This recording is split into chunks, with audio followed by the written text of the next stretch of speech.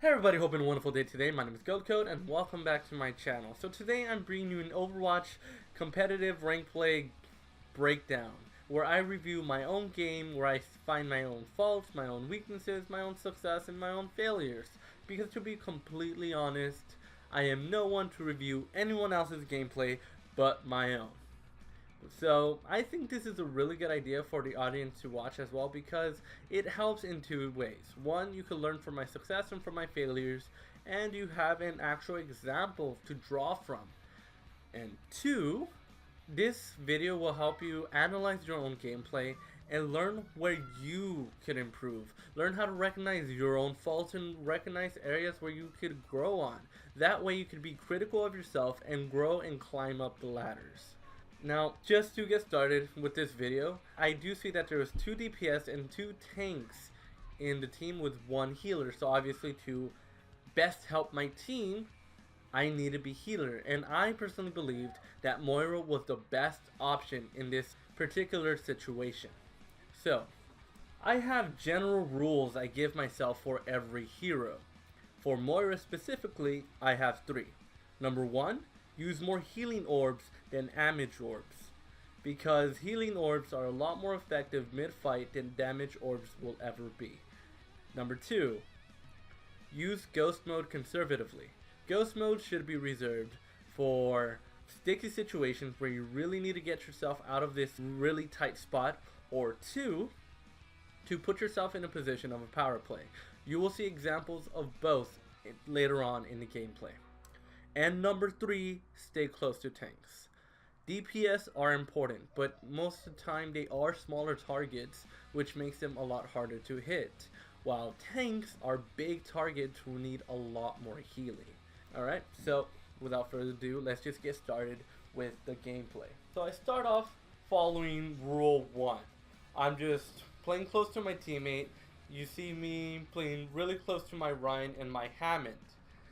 So here I am, I see, alright, so let's just pause it right there. I saw Hammond push forward, right? Now he's going to push again, as you will see. So let's pause it right there. Right here, I have 2 options.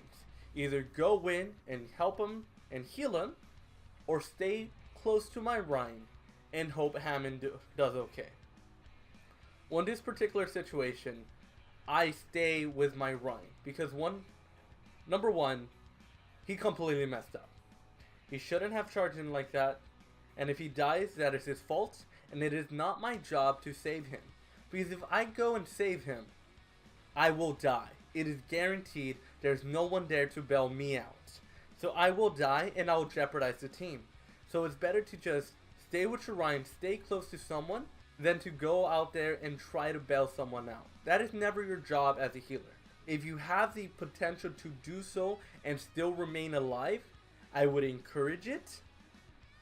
Other than that, no. So let's just continue. So I see that Hammond actually survived, so I actually try to heal him, and there's a Genji behind me, and that's where Ryan changes his focus, and I see a Reaper attacking me, so I use Ghost Mode, or my first ability, to dip. I know as a Moira that Genji is vulnerable to my thing, so I try to target him. Now right here, I see a Ryan fight break out. I'm gonna pause that. So I'm gonna do attack. I'm just gonna straight attack Ryan shield, because 1, my Ryan is on the offensive, and 2, my Ryan doesn't have that much damage taking, so I can help him out by going on the offensive as well. Once my Ryan starts losing health, that's when I start healing him. So let's just continue. And we see he charges in, so I go and shoot him an orb, because 1, I don't have ghost mode at that moment, and 2, I don't really need to teleport to him. Right there I saw a Widowmaker, so I just move. So let's just break down everything that happened there. 1, I saw a Widowmaker shot. She almost killed me, so I had to dip. I just had to leave into a safe location. 2, when I relocate, I find Genji, so I go straight onto the offensive, and I manage to kill him. That's a plus. 3, I see Moira on the bottom, So I'm just like, no, I need to go on the offensive again. There isn't people who really need my healing, so I really just need to kill her to make them stagger. Alright, let's continue. I just realized that it wasn't Moira and it was Reaper. Huh, how funny. So that's why I just try to keep my distance and just try to, you know, not play so close to him. And soon, when I see my teammates get damaged more and more, I will try to help them out. Let's just continue. Alright, so he leaves. Boom. Throw a healing orb, try to heal my team, try to regroup for the fight. I'm about to get my ult. So here I am, I'm just listening. And I see, I'm gonna pause here. In this particular situation, I hear everyone on my right back. So I hear that they're on to my right and they're to the back of me. And me knowing this map layout, I know that there's a little room where it's very tight and very concise. So here's where that using your ghost mode to set up for a power play comes in. As you'll see, here's example.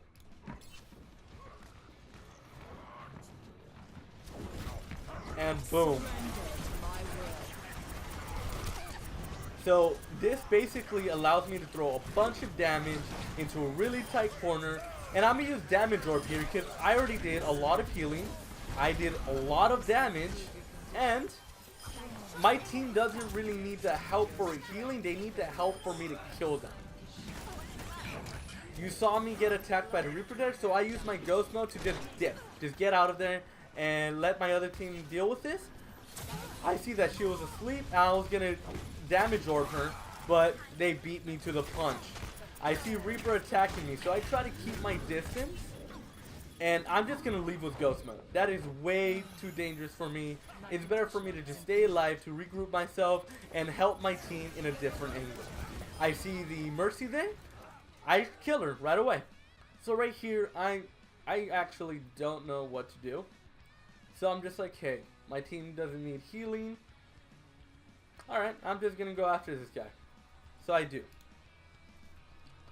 It's a Genji. So again, I know that he is vulnerable to me. Alright, I'm just watching this game. Boom. Genji. Again, I'm attacking Genji. He is completely vulnerable to me. I could beat him, and I do.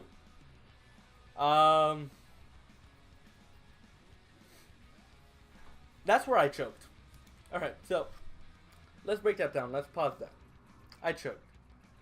I saw Diva use her bomb, and I just stayed there because I thought I was safe, and I wasn't.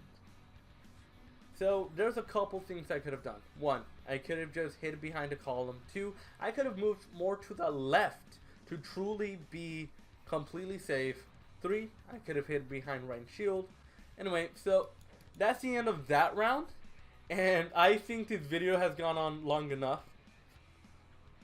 Overall, my choke wasn't that bad since it was at the end of a round. And thank God it was, because that kind of choke will be a lot more, would have been a lot worse if it would have been in a different time, in a different situation, or if it would have been halfway through a round.